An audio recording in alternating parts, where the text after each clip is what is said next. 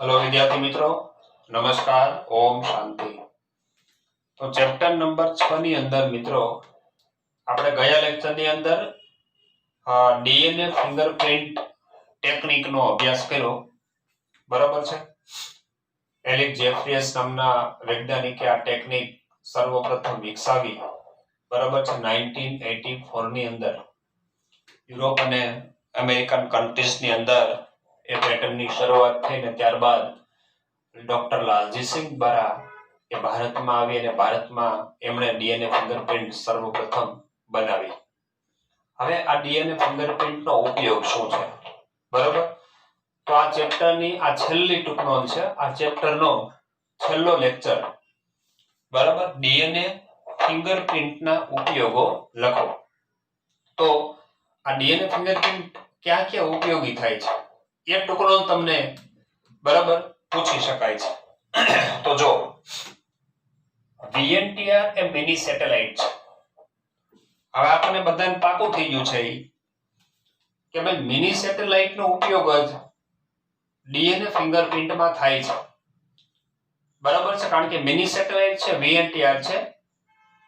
વીએનટીઆર એટલે variable number of tandem repeats, એટલે કોઈ નાઇટ્રોજન બેઝ જે રિપીટ થતા હોય વારંવાર, બરોબર છે, એને વીએનટીઆર કહેવાય। તો એ કયો ડીએનએ છે? મિની સેટેલાઇટ છે, જેનો ડીએનએ ફિંગરપ્રિન્ટમાં ઉપયોગ થાય છે। કોઈ વ્યક્તિના એક રંગસૂત્રથી બીજા રંગસૂત્રમાં કોપી નંબર એટલે નકલ સંખ્યાની સંખ્યામાં ભિન્નતા હોય છે। તો આ વાક્ય મિત્રો શું કહે છે? કોઈ એક વ્યક્તિના એક રંગસૂત્રથી બીજા રંગસૂત્રમાં કોપી નંબરની સંખ્યા ભિન્ન હોય છે। તો આપણે જાણીએ છીએ, દાખલા તરીકે કે માનવનું ચાલો પ્રથમ રંગસૂત્ર છે, તો પ્રથમ રંગસૂત્રમાં દાખલા તરીકે વીએનટીઆર ના સંખ્યા 3 છે, 3 વીએનટીઆર છે। તો સાતમા ક્રમનું રંગસૂત્ર છે, એમાં 5 વીએનટીઆર છે, બરાબર? અને 11મું રંગસૂત્ર છે, એમાં 5 વીએનટીઆર છે। મતલબ કે દરેક રંગસૂત્રમાં વીએનટીઆર ની સંખ્યા છે જુદી જુદી હોય છે। આને સિમ્પલ ભાષામાં આવી રીતે તમે યાદ રાખી શકો, બરાબર? એટલે કોઈ વ્યક્તિના એક રંગસૂત્રથી બીજા રંગસૂત્રમાં, બરાબર, એટલે કે જુદા જુદા રંગસૂત્રમાં કોપી નંબર એટલે કે નકલ સંખ્યા ની સંખ્યામાં ભિન્નતા હોય છે। નકલ સંખ્યા એટલે અહીંયા કોની સંખ્યાની વાત છે મિત્રો? રિપીટ થતો ભાગ, જે મિની સેટેલાઇટ છે, વીએનટીઆર છે, બરાબર, એની નંબર સંખ્યા બધા જ રંગસૂત્રમાં જુદી જુદી હોય છે। દાખલા તરીકે આપણે કીધું એમ કે પ્રથમ રંગસૂત્રમાં 3 છે, પાંચમા રંગસૂત્રમાં 2 છે, 10મા રંગસૂત્રમાં 3 છે, બરાબર, 17મા રંગસૂત્ર પર 6 છે, વગેરે જે હોય તે। તો દરેક રંગસૂત્રમાં આવો જે રિપીટ થતો ભાગ છે એ નકલ સંખ્યા ની સંખ્યામાં ભિન્નતા જોવા મળે છે। વીએનટીઆર ની સંખ્યામાં ઘણી બહુરૂપતા જોવા મળે છે।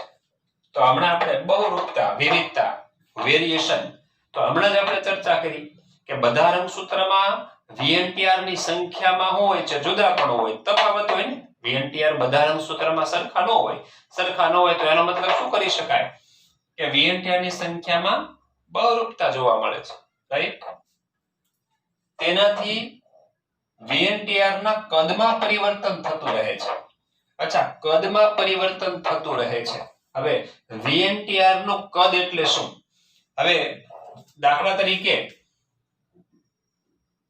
કોઈ વીએનટીઆર છે એ આ ટાઈપનો છે કે ડીએનએ માં જે નાઇટ્રોજન બેઝનો ક્રમ છે એમાં રિપીટ થતો ભાગ A C G A C G A C G, બરાબર છે?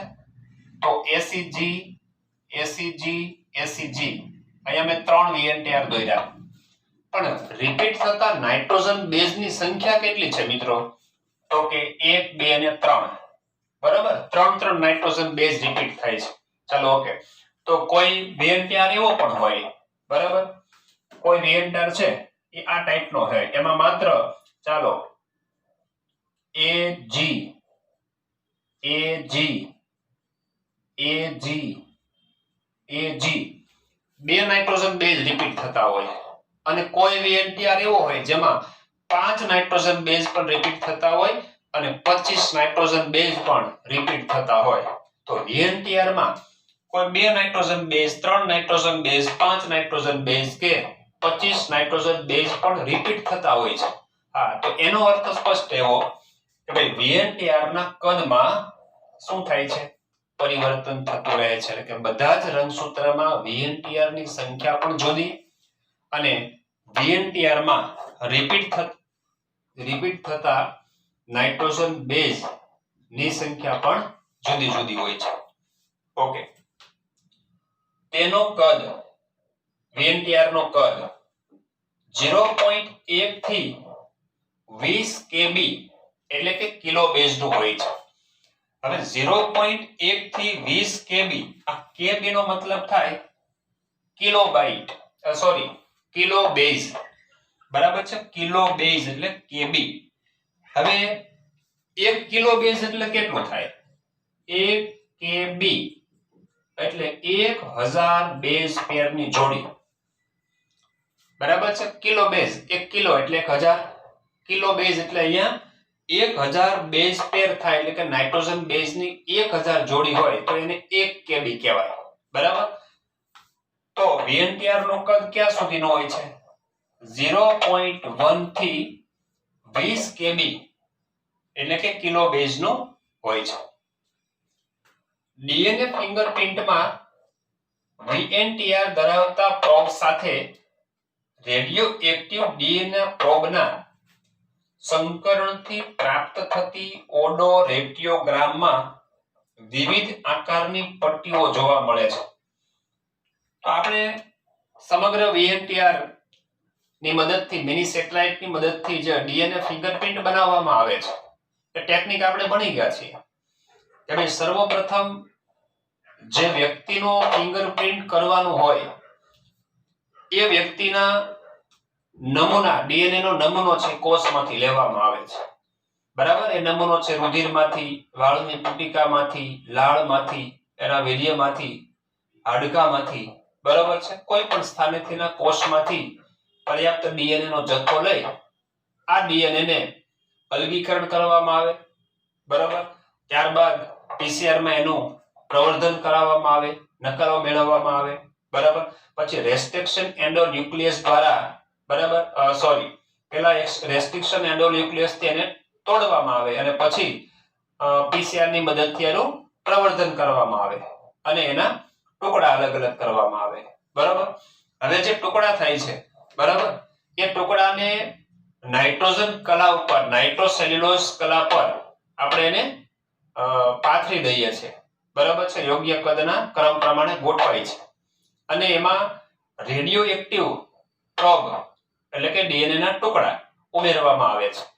તો સિંગલ સ્ટ્રેન્ડેડ DNA સાથે એ રેડિયો એક્ટિવ DNA છે એ બંધ બેસતા પૂરક ટુકડા જોડાઈ જાય છે એટલે કે સંકરણની ક્રિયા થાય છે, એ સંકર DNA બની જાય છે, બરાબર?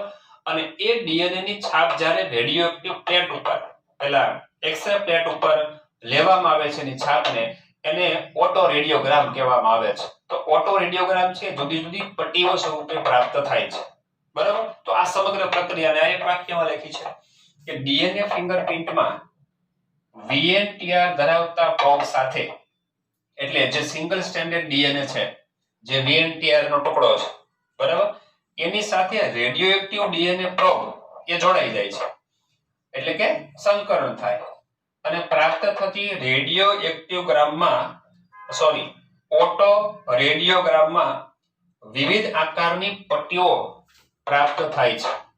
તો આ વિવિધ આકારની પટ્ટીઓ જે પ્રાપ્ત થાય છે જુદા જુદા રંગની, આપણા ટેક્સ્ટ બુક ની અંદર પેજ નંબર 123 ઉપર, બરાબર છે, આ DNA ફિંગરપ્રિન્ટ માટેની જે શીટ છે એ દર્શાવેલી છે, ફિંગરપ્રિન્ટ દર્શાવેલી છે નમૂના સ્વરૂપે આકૃતિમાં.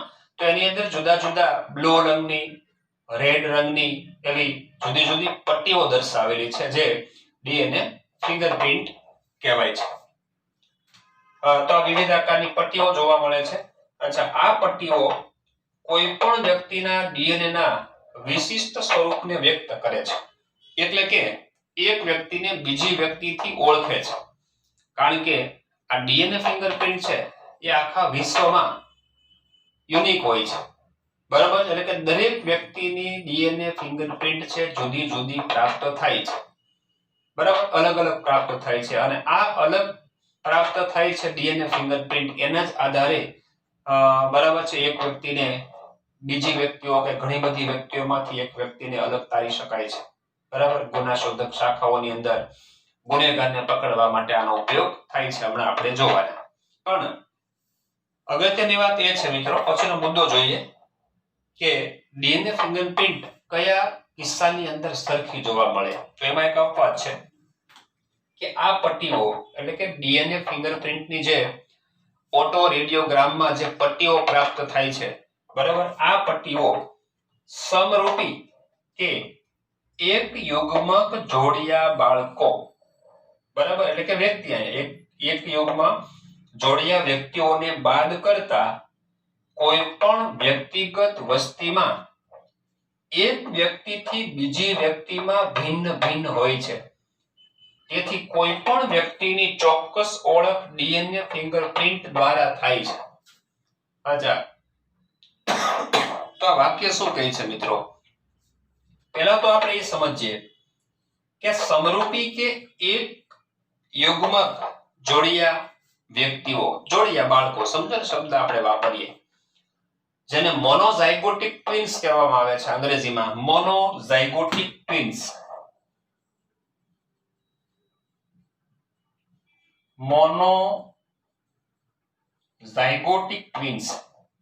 હવે આ જોડિયા બાળકો છે મોનોઝાયગોટિક ટ્વિન્સ. પણ મોનોઝાયગોટિક ટ્વિન્સ બાળકો ક્યારે બને મિત્રો?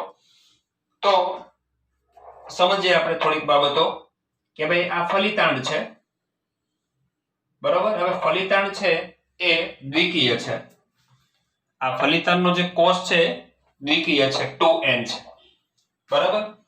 તો આ દ્વિકીય ફલિતાંડ છે આ 2n. હવે જ્યારે એનું વિખંડન થાય, બરાબર છે, એટલે એકમાંથી બે કોષો બને છે. આ બે ફલિતાંડ બને છે ફલિતાંડનું વિખંડન થવાથી. અને આ ફલિતાંડ છે એ પણ સ્વતંત્ર રીતે ગર્ભ બનાવે, આ બીજો ફલિતાંડ છે એ પણ સ્વતંત્ર રીતે ગર્ભ બનાવે. એટલે એક જ ફલિતાંડના વિભાજનથી બે ગર્ભનું નિર્માણ થાય. ઓકે, અને બે ગર્ભમાંથી એ બે બાળકોનું નિર્માણ થાય. તો એ જોડિયા બાળકો થયા. પણ એક જ ફલિતાંડમાંથી નિર્માણ પામતા બાળકોને મોનોઝાયગોટિક ટ્વિન્સ કહેવાય છે ને ગુજરાતીમાં એક યુગ્મક જોડિયા કહેવાય છે. તો મિત્રો આ જે જોડિયા બાળકો છે, હવે એક જ ઝાયગોટમાંથી બે કોષો બને છે અને બે બાળકોનું નિર્માણ થાય છે. તો એ બંને બાળકોની ફિંગરપ્રિન્ટ છે એ સરખી આવે, બરાબર છે. એટલે અહીંયા શબ્દ વાપર્યો કે આ પટ્ટીઓ સમરૂપી કે એક યુગ્મક જોડિયા એટલે કે મોનોઝાયગોટિક ટ્વિન્સ વ્યક્તિઓને બાદ કરતા, મતલબ કે મોનોઝાયગોટિક ટ્વિન્સ બાળકોમાં, વ્યક્તિઓમાં ડીએનએ ફિંગરપ્રિન્ટ સમાન મળે. એને બાદ કરો તો બાકીના આખા વિશ્વની વ્યક્તિઓ છે એમાં એ બાબત અલગ અલગ જોવા મળે છે. ઓકે, એને બાદ કરતા કોઈ પણ વ્યક્તિગત વસ્તીમાં એક વ્યક્તિથી બીજા વ્યક્તિમાં એટલે કે દરેક વ્યક્તિમાં ભિન્ન ભિન્ન હોય છે. તેથી કોઈ પણ વ્યક્તિની ચોક્કસ ઓળખ ડીએનએ ફિંગરપ્રિન્ટ દ્વારા કરી શકાય છે. ઓકે, ચાલો, તો આ મોનોઝાયગોટિક ટ્વિન્સ એમાં ડીએનએ ફિંગરપ્રિન્ટ છે સમાન હોય છે, બરાબર. હા, જોડિયા બાળકો છે મિત્રો મોનોઝાયગોટિક ટ્વિન્સ અને બીજો એક પ્રકાર છે ડાયઝાયગોટિક ટ્વિન્સ, જેમાં બે ઝાયગોટ એટલે કે બે ફલિતાંડ બને છે. પણ બે અંડકોષમાંથી બે અંડકોષ સ્વતંત્ર રીતે બે શુક્રકોષ દ્વારા જ્યારે ફલિત થાય અને બે યુગ્મનજનું નિર્માણ થાય છે. તો એ બે યુગ્મનજનું નિર્માણ થાય અને એમાંથી બંને ગર્ભ વિકાસ થઈને એ પણ બે બાળકો બને, એ પણ જોડિયા બાળકો છે. પણ એ બે અલગ અલગ ફલિતાંડ છે, અલગ અલગ અંડકોષમાંથી બને છે. એ જોડિયા બાળકોને ડાયઝાયગોટિક ટ્વિન્સ કહેવાય. એના ડીએનએ પ્રિન્ટ છે મિત્રો અલગ હોય છે, કારણ કે અંડકોષ અને શુક્રકોષ બંને અલગ અલગ હોય છે. રેડી? તો એ વ્યક્તિમાં જોડિયા છે પણ છતાંય એના ડીએનએ ફિંગરપ્રિન્ટ છે અલગ અલગ હોય છે. અને મોનોઝાયગોટિક ટ્વિન્સ છે એક જ અંડકોષ એક જ શુક્રકોષનું ફલન કરે, એક ફલિતાંડ બને અને એ ફલિતાંડનું વિખંડન થાય અને બે ફલિતાંડ બને અને બે ગર્ભ વિકાસથી બે જોડિયા બાળકો બને તો એ મોનોઝાયગોટિક ટ્વિન્સ કહેવાય. એક કિસ્સામાં એની ડીએનએ ફિંગરપ્રિન્ટ સમાન પ્રાપ્ત થાય છે. Okay, next point. તો આ એક ઉપયોગ થઈ ગયો ને કે કોઈ પણ વ્યક્તિને બરાબર છે બીજી વ્યક્તિથી અલગ કરી શકાય છે. તો આ ડીએનએ ફિંગરપ્રિન્ટનો પહેલો ઉપયોગ થયો. Next point. પીસીઆર નો ઉપયોગ કરી, પીસીઆર એટલે પોલિમરેઝ ચેન રિએક્શન, બરાબર? પીસીઆર નો ઉપયોગ કરીને થાય શું? તો કે ડીએનએ જે પ્રાપ્ત થયું હોય એ ડીએનએ નું એમ્પ્લિફિકેશન માના પ્રવર્ધન કરવાની છે અને ડીએનએ ની જે નકલો છે, ઓછું ડીએનએ હોય તો વધારે ડીએનએ જરૂર હોય તો એ પીસીઆર ની મદદથી બની શકે. તો પીસીઆર નો ઉપયોગ કરી તેની સંવેદનશીલતા વધારી શકાય છે. તેથી કોઈ પણ એક કોષના ડીએનએ માંથી પર્યાપ્ત ડીએનએ ફિંગરપ્રિન્ટનું વિશ્લેષણ કરી શકાય છે. તો આ પોઈન્ટ શું કહેવા માંગે છે મિત્રો? કે પીસીઆર નો ઉપયોગ કરી પીસીઆર શું કરશે? ચાલો, કોઈ ગુનાશોધક શાખાઓની અંદર કોઈ વ્યક્તિ આરોપી છે, બરાબર? ઘણા બધા આરોપી છે ને એમાંથી વાસ્તવિક એક આરોપીને શોધવો છે.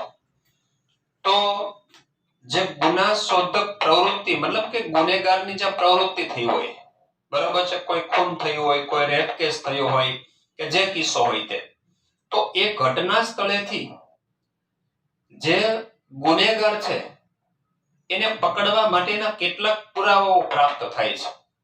ડીએનએ ફિંગરપ્રિન્ટ બનાવવા માટે કોઈ પણ કોષના નમૂના જોઈએ છે. કોઈ વાળ પ્રાપ્ત થાય તો વાળની પુટિકા છે એ મળી જાય અને એમાંથી કોષનું ડીએનએ બહાર કાઢી અને ફિંગરપ્રિન્ટ થઈ શકે, બરાબર? પછી ખૂન કે થયું હોય, મારામારી ઝઘડો થયો હોય, બરાબર, એવા કિસ્સાની અંદર કોઈ શરીરને ઈજા થઈ હોય અને બ્લડિંગ થયેલું હોય તો લોહી પ્રાપ્ત થાય છે, પણ એ ઓછી માત્રામાં, બરાબર? ખૂબ જ ઓછી માત્રામાં નમૂનો પ્રાપ્ત થાય છે, બરાબર? છતાં પણ એ ઓછામાં ઓછા નમૂનામાંથી, કોષોમાંથી ડીએનએ અલગ કરી અને એ ડીએનએ ને પીસીઆર દ્વારા પ્રવર્ધન કરાવાય છે, એમ્પ્લિફિકેશન કરાવાય, એટલે એવા જ ડીએનએ ની ઘણી બધી નકલો પ્રાપ્ત થઈ જાય. એટલે ભલે આપણને ઘટના સ્થળેથી ઓછું ડીએનએ પ્રાપ્ત થયું પણ એ ડીએનએ ને પ્રવર્ધન દ્વારા પીસીઆર દ્વારા શું કરી શકાય? જથ્થામાં વધારી શકાય અને પછી એ ફિંગરપ્રિન્ટ એમાંથી બની શકે, બરાબર? તો આ ફિંગરપ્રિન્ટનો ઉપયોગ જ છે. ઓછામાં ઓછો ડીએનએ નમૂના સ્વરૂપે પ્રાપ્ત થાય અને છતાં પણ ફિંગરપ્રિન્ટ સરળતાથી બનાવીને વિશ્લેષણ કરી શકાય છે. તો ફરીથી જો મિત્રો વાક્ય કે પીસીઆર નો ઉપયોગ કરી તેની સંવેદનશીલતા વધારી શકાય છે. કઈ રીતે? તો કે એના જેવા બીજા ટુકડાઓ બનાવીને પીસીઆર ની મદદથી એમ્પ્લિફિકેશન કરી અને એનો બલ્ક છે, જથ્થો છે એ વધારવામાં આવે. તેથી કોઈ પણ એક કોષના ડીએનએ માંથી પર્યાપ્ત ડીએનએ ફિંગરપ્રિન્ટનું વિશ્લેષણ કરી શકાય છે. થોડામાં થોડો જથ્થો પ્રાપ્ત થયો હોય, એક વાળ મળ્યો હોય, એક વાળની એક પુટિકા મળી હોય માત્ર, તો પણ એમાંથી થોડુંક ડીએનએ પ્રાપ્ત થયું હોય તો પણ એમાંથી પર્યાપ્ત ડીએનએ મેળવી અને ફિંગરપ્રિન્ટનું વિશ્લેષણ તો કરી શકાય છે. તો આ ફિંગરપ્રિન્ટનો ફાયદો. Next point. ફોરેન્સિક ક્ષેત્રે ગુનેગારને ઓળખ કરવા માટે ખૂબ ઉપયોગી છે. તો હમણાં આપણે જ વાત કરી કે ભાઈ વાસ્તવિક ગુનેગાર કોણ છે? આરોપીઓ ઘણા બધા હોય, કોઈ એક કેસ ચાલતો હોય, બરાબર, તો એમાં આરોપી 3 હોય, 4 કે 5 પણ હોઈ શકે, પણ વાસ્તવિક ગુનેગાર એક જ હોય. તો એ વાસ્તવિક ગુનેગાર કોણ છે, બરાબર, એને ઓળખવા માટે જેટલા આરોપી હોય એ બધા જ ની ડીએનએ ફિંગરપ્રિન્ટ બનાવવામાં આવે અને એ મેચ કરવામાં આવે અને એના આધારે સાચો ગુનેગાર છે એ ઓળખી શકાય છે. તો આ કાર્ય કોનું છે? ફોરેન્સિક લેબોરેટરીનું. ફોરેન્સિક ક્ષેત્રે ગુનાશોધક શાખાઓ છે, બરાબર, એમાં આ પ્રકારના કાર્યો થાય છે અને સાચા ગુનેગારને ઓળખી શકાય છે. Next point. તો આ પછીનો ઉપયોગ છે માતૃ કે પિતૃ વિવાદો ઉકેલવા માટે ઉપયોગી છે. તો સમાજની અંદર અત્યારે ઘણા એવા કિસ્સા બનતા હોય છે કે કોઈ બાળક હોય તો એ બાળકના સાચા માતા કોણ છે અથવા એ બાળકના સાચા પિતા કોણ છે એ ઘણી વખત વિવાદ થતો હોય છે, બરાબર. તો એ સમયે ડીએનએ ફિંગરપ્રિન્ટ છે એ બાળકના સાચા માતા કે પિતાને ઓળખવા માટે ખૂબ જ ઉપયોગી છે. પછીનો પોઈન્ટ છે વસ્તી અને જનીનિક વિવિધતાના નિર્ધારણમાં, બરાબર. એટલે કે કોઈ એક વસ્તી હોય, એક જાતિની વસ્તી હોય, એમાં જનીનિક વિવિધતા કેટલી છે? તો એ એક જાતિના સજીવોમાં એટલે કે વસ્તીમાં જનીનિક વિવિધતાનું નિર્ધારણ કરવા માટે પણ ડીએનએ ફિંગરપ્રિન્ટ ઉપયોગી છે.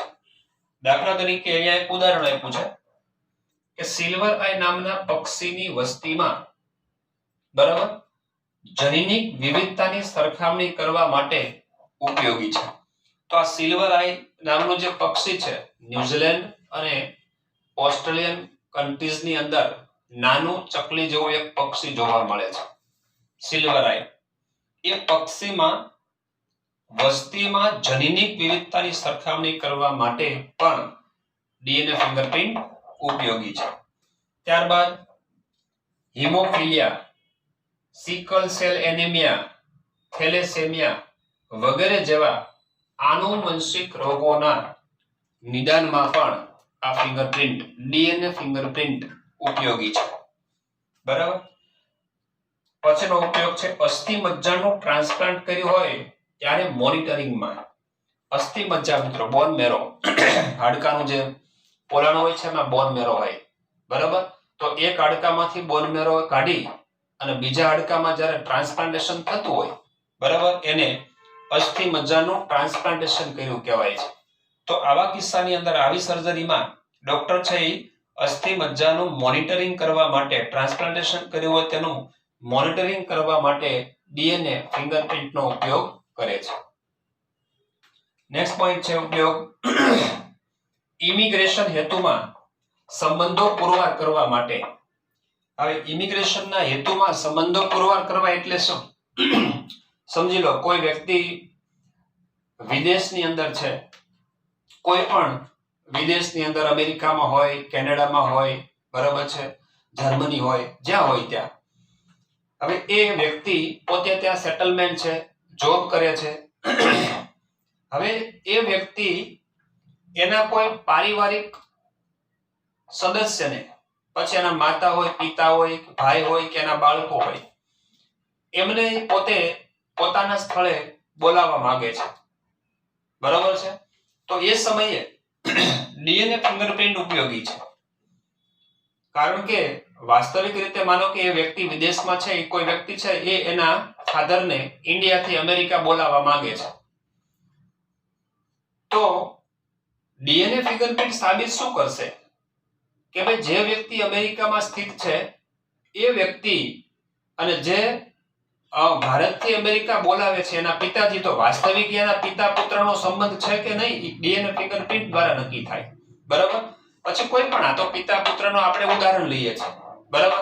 પછી માતા કે પિતા પણ હોઈ શકે, બરાબર, અથવા કોઈ પણ પારિવારિક લોહીના સંબંધોની વાત છે. ઇમિગ્રેશનના હેતુ માટે સંબંધો પુરવાર કરવા એટલે લોહીના સંબંધો, પારિવારિક સંબંધો થી પણ સાબિત થઈ શકે હકીકતે આના માતા પિતા આ છે, બરાબર. તો એને ત્યાં બોલાવે છે, તો એ વાસ્તવિકતા છે, એમાં ખોટું નથી, તો એને વિઝા પ્રાપ્ત કરાવી આપે, બરાબર. ચાલો નેક્સ્ટ છે જનીન પરિવર્તિત પાક ટ્રેક કરવા માટે. તો જેનેટિકલી મોડિફાઈડ ઓર્ગેનિઝમ, જે જનીન પરિવર્તિત પાક કહેવાય છે, તો આ જનીન પરિવર્તિત પાક ટ્રેક કરવા માટે પણ ડીએનએ ફિંગરપ્રિન્ટ ઉપયોગી છે. વર્તમાન સમયમાં, હા, અહીંયા પ્રશ્ન પૂરો થઈ ગયો, બરાબર. વર્તમાન સમયમાં ઘણા બધા વૈવિધ્યપૂર્ણ પ્રોબ્સ એટલે ડીએનએ નો ટુકડો, બરાબર, એ ડીએનએ ફિંગરપ્રિન્ટ બનાવવા માટે ઉપયોગ કરવામાં આવી રહ્યો છે. તો સંકરણ કરવા માટે જે રેડિયોએક્ટિવ ડીએનએ પ્રોબ વપરાય છે, તો અત્યારના સમયમાં જે ડીએનએ ફિંગરપ્રિન્ટ બનાવવામાં આવી રહી છે મિત્રો, એમાં ઘણા વૈવિધ્યપૂર્ણ પ્રોબ્સનો ઉપયોગ ડીએનએ ફિંગરપ્રિન્ટ બનાવવા માટે કરવામાં આવે છે. ઓકે મિત્રો, તો આ ડીએનએ ફિંગરપ્રિન્ટના ઉપયોગોની ચર્ચા અહીંયા પૂરી થઈ. આપણો લેક્ચર પણ અહીંયા પૂર્ણ થયો અને જેનેટિક્સનું આ છઠ્ઠું ચેપ્ટર છે એ પણ આપણે અહીંયા પૂર્ણ જાહેર કરીએ છીએ. ઓકે વિદ્યાર્થી મિત્રો, નમસ્કાર. ઓમ શાંતિ.